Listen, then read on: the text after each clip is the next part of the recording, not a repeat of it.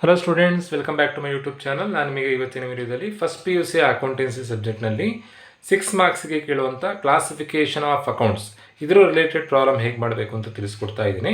ಕ್ವಶನಲ್ಲಿ ಒಂದಷ್ಟು ಎಂಟ್ರಿಗಳನ್ನು ಕೊಟ್ಟಿರ್ತಾರೆ.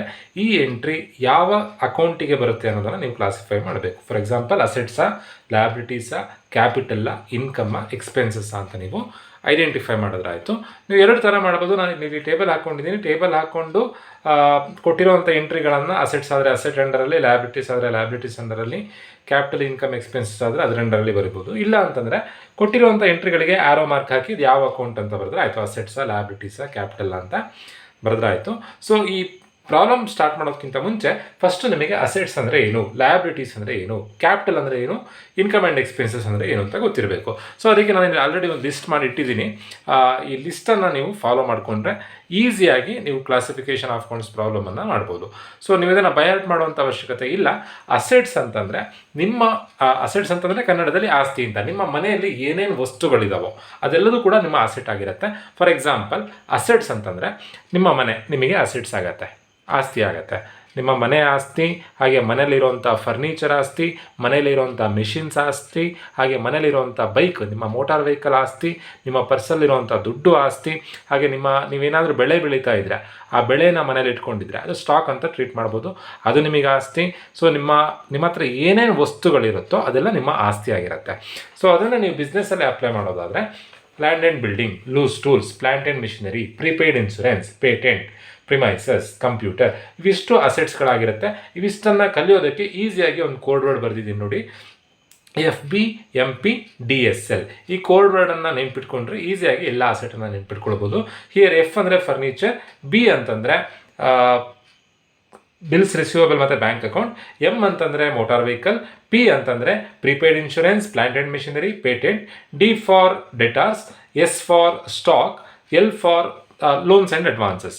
ಇವಿಷ್ಟು ಎಂಟ್ರಿಗಳು ಅಸೆಟ್ಸ್ ಅಂಡರಲ್ಲಿ ಬರುತ್ತೆ. ನೀವು ಬೈಹಾರ್ಟ್ ಮಾಡುವಂಥ ಅವಶ್ಯಕತೆ ಇಲ್ಲ. ನಿಮ್ಮ ಮನೇಲಿರುವಂಥ ವಸ್ತುಗಳು. ಫಾರ್ ಎಕ್ಸಾಂಪಲ್, ಇದರಲ್ಲಿ ನಿಮಗೆ ಗೊತ್ತಿಲ್ಲದೆ ಇರುವಂಥ ಎಂಟ್ರಿಗಳು ಯಾವ್ಯಾವುದು ಅಂತಂದರೆ, ಒಂದು ಬಿಲ್ಸ್ ರಿಸೀವಬಲ್, ಇನ್ನೊಂದು ಪ್ರೀಪೇಯ್ಡ್ ಇನ್ಶೂರೆನ್ಸ್. ಪ್ರೀಪೇಯ್ಡ್ ಇನ್ಶೂರೆನ್ಸ್ ಅಂತಂದರೆ ನೀವು ಕಟ್ಟಬೇಕಾಗಿರುವಂಥ ದುಡ್ಡನ್ನು ಮುಂಚಿತವಾಗಿ ಕಟ್ಟಿದರೆ ಅದಕ್ಕೆ ಪ್ರೀಪೇಯ್ಡ್ ಅಂತ ಕರಿತೀವಿ. ಅದೇ ಥರನೇ ಔಟ್ಸ್ಟ್ಯಾಂಡಿಂಗ್ ಅಂತಲೂ ಬರುತ್ತೆ. ಔಟ್ಸ್ಟ್ಯಾಂಡಿಂಗ್ ಅಂತಂದರೆ ನೀವು ಕಟ್ಟಬೇಕಾಗಿರೋ ದುಡ್ಡನ್ನು ಇನ್ನೂ ಕಟ್ಟಿಲ್ಲ, ಮುಂದಿನ ದಿನಗಳಲ್ಲಿ ಅದನ್ನು ಕಟ್ತೀರಾ, ಅದಕ್ಕೆ ಔಟ್ಸ್ಟ್ಯಾಂಡಿಂಗ್ ಅಂತ ಕರಿತೀವಿ. ಪ್ರೀಪೇಯ್ಡ್ ಅಂದರೆ ಮುಂಚೆನೇ ಕಟ್ಟಿರ್ತೀರಾ, ಮುಂಚೆನೇ ಕಟ್ಟಿದ್ರೆ ಅದು ನಿಮಗೆ ಆಸ್ತಿ ಆಗಿರುತ್ತೆ. ಇನ್ನೂ ಕಟ್ಟಿಲ್ಲ, ಕಟ್ಟಲಿಕ್ಕೆ ಬಾಕಿ ಇದೆ ಅಂತಂದರೆ ಅದು ನಿಮಗೆ ಲಯಬಿಲಿಟಿ ಆಗಿರುತ್ತೆ. ಅಸೆಟ್ಸ್ ಅಂದರೆ ಆಸ್ತಿ, ಲಯಬಿಲಿಟಿ ಅಂತಂದರೆ ಹೊಣೆಗಾರಿಕೆ. ಸೊ ಲಯಬಿಲಿಟಿ ಕಲಿಯೋದಕ್ಕೂ ಕೋಡ್ ವರ್ಡ್ ಇದೆ. BLOC, B for bills payable, bank loan, bank over draft, L for loan account, O for outstanding expenses, C for creditors ಮತ್ತು ಕಮಿಷನ್ ರಿಸೀವ್ಡ್ ಇನ್ ಅಡ್ವಾನ್ಸ್. ನೆನ್ಪಿಟ್ಕೊಳ್ಳಿ, ಅಸೆಟ್ಸಲ್ಲೂ loans ಬರುತ್ತೆ, ಲಯಬಿಲಿಟೀಸಲ್ಲೂ loans ಬರುತ್ತೆ. ಯಾರಿಂದನಾದರೂ ಸಾಲ ತಗೊಂಡಿದ್ರೆ ಅದು ನಿಮಗೆ ಜವಾಬ್ದಾರಿ.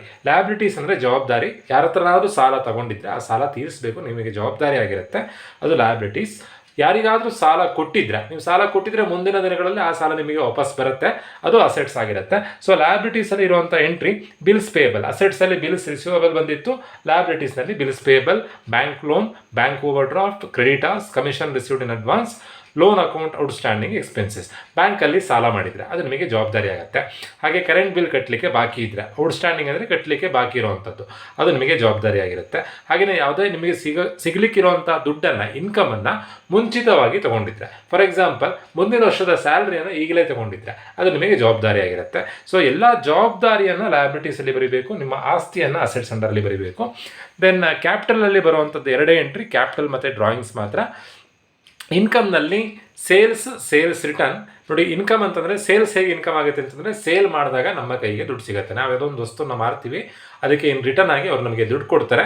So sales ಯಾವಾಗಲೂ ಇನ್ಕಮ್ ಆಗಿರುತ್ತೆ, ಸೇಲ್ಸ್ ಮತ್ತು ಸೇಲ್ಸ್ ರಿಟರ್ನ್. ದೆನ್ ರಿಸೀವ್ಡ್ ಅಂತ ಕೊಟ್ಟಿರೋ ಎಲ್ಲ ಎಂಟ್ರಿಗಳು ಇನ್ಕಮ್ ಅಂಡರಲ್ಲಿ ಬರುತ್ತೆ. For example, commission received, discount received, rent received ಅಂತ ಕೊಟ್ಟಿರೋ ಎಲ್ಲ ಎಂಟ್ರಿಗಳನ್ನು ನಾವು ಇನ್ಕಮ್ ಅಂಡರಲ್ಲಿ ಬರೀಬೇಕು. ಅದೇ ಥರನೇ ಎಕ್ಸ್ಪೆನ್ಸಸ್, ಸೇಲ್ಸ್ ಮತ್ತು ಸೇಲ್ಸ್ ರಿಟರ್ನ್ ಇನ್ಕಮ್ ಆಗುತ್ತೆ, ಪರ್ಚೇಸ್ ಮತ್ತು ಪರ್ಚೇಸ್ ರಿಟರ್ನ್ ಎಕ್ಸ್ಪೆನ್ಸಸ್ ಆಗುತ್ತೆ. ಪರ್ಚೇಸ್ ಮಾಡಿದಾಗ ನಾವು ದುಡ್ಡು ಕೊಟ್ಟು ಪರ್ಚೇಸ್ ಮಾಡಬೇಕು, ಸೊ ನಮ್ಮ ಕೈಯಿಂದ ದುಡ್ಡು ಹೋಗುತ್ತೆ, ಪರ್ಚೇಸಸ್ ಎಕ್ಸ್ಪೆನ್ಸಸ್ ಆಗುತ್ತೆ. ದೆನ್ ಬೇರೆ ಇನ್ಯಾವುದ್ಯಾವುದು ಎಕ್ಸ್ಪೆನ್ಸಸ್ ಬರುತ್ತೆ ಅಂತಂದರೆ, ಬಾಡಿಗೆ ಕಟ್ತಾ ಇದ್ದರೆ, ಪೋಸ್ಟೇಜ್ ಆ್ಯಂಡ್ ಟೆಲಿಗ್ರಾಮ್ ಅದಕ್ಕೆ ಅಮೌಂಟ್ ಪೇಮೆಂಟ್ ಮಾಡ್ತಾ ಇದ್ರೆ, ದೆನ್ ಸ್ಯಾಲ್ರಿ ಪೇಮೆಂಟ್ ಮಾಡ್ತಾ ಇದ್ರೆ, ಕಮಿಷನ್ ಪೇಮೆಂಟ್ ಮಾಡ್ತಾ ಇದ್ರೆ, ಎಲ್ಲ ಪೇಮೆಂಟ್ಗಳನ್ನು ನೀವು ಎಕ್ಸ್ಪೆನ್ಸಸ್ ಅಂಡರಲ್ಲಿ ಬರೀಬೇಕು. ತುಂಬಾ ಈಸಿ. ನೀವು ಅರ್ಥ ಮಾಡಿಕೊಂಡ್ರೆ ಪ್ರಾಬ್ಲಮ್ ಈಸಿ ಆಗುತ್ತೆ. ಬೈಹರ್ಟ್ ಮಾಡುವಂಥ ಅವಶ್ಯಕತೆ ಇಲ್ಲ. ನಿಮಗೆ ಅರ್ಥ ಆಗೋದಿಲ್ಲ ಅಂತಂದರೆ ಕೋಡ್ ವರ್ಡ್ ಹೇಳಿದ್ದೀನಿ ನೋಡಿ, ಈ ಕೋಡ್ ವರ್ಡನ್ನು ನೆನ್ಪಿಟ್ಕೊಂಡ್ರೆ ಈಸಿಯಾಗಿ ನೀವು ಅಸೆಟ್ಸ್ ಮತ್ತು ಲಯಬಿಲಿಟೀಸನ್ನು ಕಲ್ತ್ಕೊಳ್ಬೋದು. ಕ್ಯಾಪಿಟಲ್ ಅಂಡರಲ್ಲಿ ಬರುವಂಥದ್ದು 2 ಎಂಟ್ರಿ, ಇನ್ನು ಉಳಿಯೋದೆಲ್ಲದು ಇನ್ಕಮ್ ಮತ್ತು ಎಕ್ಸ್ಪೆನ್ಸಸ್ ಆಗಿರುತ್ತೆ. ಈಗ ಈ ಪ್ರಾಬ್ಲಮ್ನಲ್ಲಿ ಕೊಟ್ಟಿರುವಂಥ ಎಂಟ್ರಿಗಳು ಯಾವ್ದು? ಕ್ಯಾಶ್ ಕೊಟ್ಟಿದ್ದಾರೆ. ನಾನು ಆಲ್ರೆಡಿ ಹೇಳಿದ್ದೆ, ಅಸೆಟ್ಸ್ ಅಂದರೆ ನಿಮ್ಮ ಮನೇಲಿರುವಂಥ ವಸ್ತುಗಳು, ನಿಮ್ಮ ಬ್ಯಾಂಕಲ್ಲಿರುವಂಥ ಹಣ, ಹಾಗೆ ನಿಮ್ಮ ಪರ್ಸಲ್ಲಿರುವಂಥ ಹಣ, ಇವೆಲ್ಲದೂ ಕೂಡ ಅಸೆಟ್ಸ್ ಆಗಿರುತ್ತೆ. ಸೊ ಇಲ್ಲಿ ಕ್ಯಾಶ್ ಕೊಟ್ಟಿದ್ದಾರೆ. ಕ್ಯಾಶನ್ನು ನಾವು ಎಲ್ಲಿ ಬರೀಬೇಕು ಅಂತಂದರೆ ಅಸೆಟ್ಸ್ ಅಂಡರ್, ಕ್ಯಾಶನ್ನು ಅಸೆಟ್ಸ್ ಅಂಡರಲ್ಲಿ ಬರ್ಕೊಳ್ಬೇಕು. ಕ್ಯಾಶ್ ಅಕೌಂಟ್ ಅಥವಾ ಇದ್ರ ಎದುರುಗಳನ್ನೇ ಆರೋ ಮಾರ್ಕ್ ಹಾಕಿ ಕ್ಯಾಶನ್ನು ಅಸೆಟ್ಸ್ ಅಂತ ಬರೆದ್ರೂ ಆಗುತ್ತೆ. ಹೇಗೆ ಬೇಕಾದರೂ ಮಾಡ್ಬೋದು. ನೆಕ್ಸ್ಟ್ ಕೊಟ್ಟಿರೋವಂಥದ್ದು ಪರ್ಚೇಸ್ ಮಾಡಿದಾಗ ನಮ್ಮ ಕೈಯಿಂದ ದುಡ್ಡು ಹೋಗುತ್ತೆ. ಸೊ ಪರ್ಚೇಸಸ್ ಎಕ್ಸ್ಪೆನ್ಸಸ್ ಆಗುತ್ತೆ. ಎಕ್ಸ್ಪೆನ್ಸಸ್ ಅಂಡರಲ್ಲಿ ನಾನು ಪರ್ಚೇಸ್ ಅಕೌಂಟ್ ಅಂತ ಬರಿತಾ ಇದ್ದೀನಿ. ಒಟ್ಟು 12 ಎಂಟ್ರಿ ಕೊಟ್ಟಿರ್ತಾರೆ. 2 ಎಂಟ್ರಿಗೆ 1 ಮಾರ್ಕ್ಸ್, 12 ಎಂಟ್ರಿಗೆ 6 ಮಾರ್ಕ್ಸ್ ಸಿಗುತ್ತೆ ನಿಮಗೆ.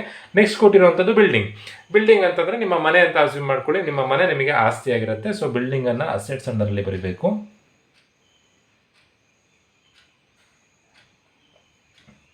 ನೆಕ್ಸ್ಟ್ ಕೊಟ್ಟಿರುವಂಥದ್ದು ಸೇಲ್ಸ್. ಯಾವುದೇ ಥರ ಸೇಲ್ ಮಾಡಿದಾಗ ನಮ್ಮ ಕೈಗೆ ದುಡ್ಡು ಸಿಗುತ್ತೆ. ಸೊ ಸೇಲ್ಸ್ ಯಾವಾಗಲೂ ಇನ್ಕಮ್ ಆಗುತ್ತೆ. ಸೇಲ್ಸನ್ನು ನಾವು ಇನ್ಕಮ್ ಅಂಡರಲ್ಲಿ ಬರ್ಕೊಳ್ಬೇಕು. Sales account. ನೆಕ್ಸ್ಟ್ ಕೊಟ್ಟಿರುವಂಥದ್ದು ಬ್ಯಾಂಕ್ ಲೋನ್. ಬ್ಯಾಂಕಲ್ಲಿ ಸಾಲ ಮಾಡಿದರೆ ಆ ಸಾಲನ ನೀವು ತೀರಿಸಬೇಕಾಗತ್ತೆ. ಅದು ನಿಮಗೆ ಜವಾಬ್ದಾರಿ ಆಗಿರುತ್ತೆ. ಅಸೆಟ್ಸ್ ಅಂದರೆ ಆಸ್ತಿ, ಲಯಬಿಲಿಟೀಸ್ ಅಂದರೆ ಜವಾಬ್ದಾರಿ. ಸೊ ಬ್ಯಾಂಕ್ ಲೋನನ್ನು ನಾವು ಎಲ್ಲಿ ಬರೀಬೇಕು ಅಂತಂದರೆ ಲಯಬಿಲಿಟೀಸ್ ಅಂಡರಲ್ಲಿ ಬರ್ಕೊಳ್ಬೇಕು. Bank loan. ನೆಕ್ಸ್ಟ್ ಇರುವಂಥದ್ದು ಕಂಪ್ಯೂಟರ್. ನಿಮ್ಮ ಮನೇಲಿರುವಂಥ ಯಾವುದೇ ಮಿಷಿನ್ ಆದರೂ ಕೂಡ ಮಿಷಿನರಿಯನ್ನು ನೀವು ಅಸೆಟ್ಸ್ ಅಂತ ಟ್ರೀಟ್ ಮಾಡಬೇಕು. ಈಗ ಕಂಪ್ಯೂಟರ್ ಕೊಟ್ಟಿದ್ದಾರೆ, ಕಂಪ್ಯೂಟರನ್ನು ನಾವು ಅಸೆಟ್ಸ್ ಅಂತ ಟ್ರೀಟ್ ಮಾಡಬೇಕು. ಕಂಪ್ಯೂಟರ್ ನಮಗೆ ಆಸ್ತಿ ಆಗಿರುತ್ತೆ. ಕಂಪ್ಯೂಟರ್ ಅಕೌಂಟ್ ಅಸೆಟ್ಸ್ ಅಂಡರಲ್ಲಿ ಬರಿತಾ ಇದ್ದೀನಿ ನಾನು ಇಲ್ಲಿ ಇದನ್ನು. Computers account. ನೆಕ್ಸ್ಟ್ ಕ್ಯಾಪಿಟಲ್ ಅಂಡರಲ್ಲಿ ಬರುವಂಥದ್ದು 2 ಎಂಟ್ರಿ, ಕ್ಯಾಪಿಟಲ್ ಮತ್ತು ಡ್ರಾಯಿಂಗ್ಸ್ ಎರಡೂ ಕೊಟ್ಟಿದ್ದಾರೆ. ನಾನು ಎರಡನ್ನೂ ಬರ್ಕೊಳ್ತಾ ಇದ್ದೀನಿ. Capital account, drawings account. Next ಕೊಟ್ಟಿರೋದು ಇಂಟ್ರೆಸ್ಟ್ ರಿಸೀವ್ಡ್. ಯಾವುದೇ ಥರ ದುಡ್ಡು ನಮಗೆ ಬರ್ತಾ ಇದ್ದರೆ ಅದು ಇನ್ಕಮ್ ಆಗುತ್ತೆ. ಸೊ ಇಂಟ್ರೆಸ್ಟ್ ರಿಸೀವ್ಡನ್ನು ನಾವು ಇನ್ಕಮ್ ಅಂಡರಲ್ಲಿ ಬರ್ಕೊಳ್ಬೇಕು. Interest received.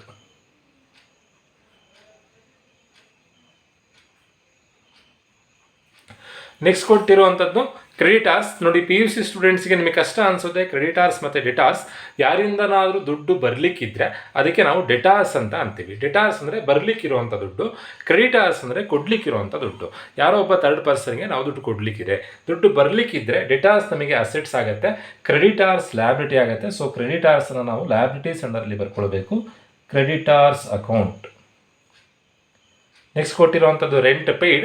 ಬಾಡಿಗೆ ಕಟ್ತಾ ಇದ್ದಾರೆ, ಬಾಡಿಗೆ ಕಟ್ಟಿದಾಗ ನಮ್ಮ ಕೈಯಿಂದ ದುಡ್ಡು ಹೋಗುತ್ತೆ. ಸೊ ರೆಂಟ್ ಪೇಯ್ಡ್ ನಮಗೆ ಎಕ್ಸ್ಪೆನ್ಸಸ್ ಆಗುತ್ತೆ. ಎಕ್ಸ್ಪೆನ್ಸಸ್ ಅಂದರಲ್ಲಿ ರೆಂಟ್ ಪೇಯ್ಡ್ ಬರ್ಕೊಳ್ತಾ ಇದ್ದೀನಿ. Rent paid.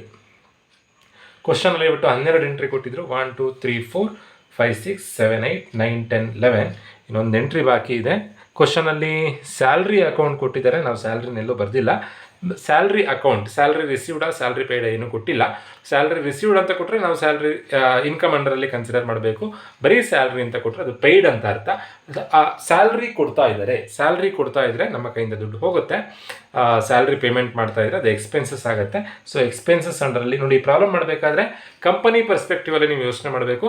ಕಂಪನಿಯವರು ಸ್ಯಾಲ್ರಿ ತಗೊಳ್ಳಲ್ಲ, ಸ್ಯಾಲ್ರಿ ಕೊಡ್ತಾರೆ. ಸೊ ಸ್ಯಾಲ್ರಿ ಕೊಡ್ತಾ ಇದ್ರೆ ಏನಾಗುತ್ತೆ ಅಂತಂದರೆ ಎಕ್ಸ್ಪೆನ್ಸಸ್ ಆಗುತ್ತೆ. ಸೊ ಸ್ಯಾಲ್ರಿಯನ್ನು ಎಕ್ಸ್ಪೆನ್ಸಸ್ ಅಂಡರಲ್ಲಿ ಬರ್ಕೊಳ್ಬೇಕು. Salary paid. 12 ಎಂಟ್ರಿ ಕೊಟ್ಟಿದ್ರು, 12 ಎಂಟ್ರಿ ಬರ್ದಾಯಿತು.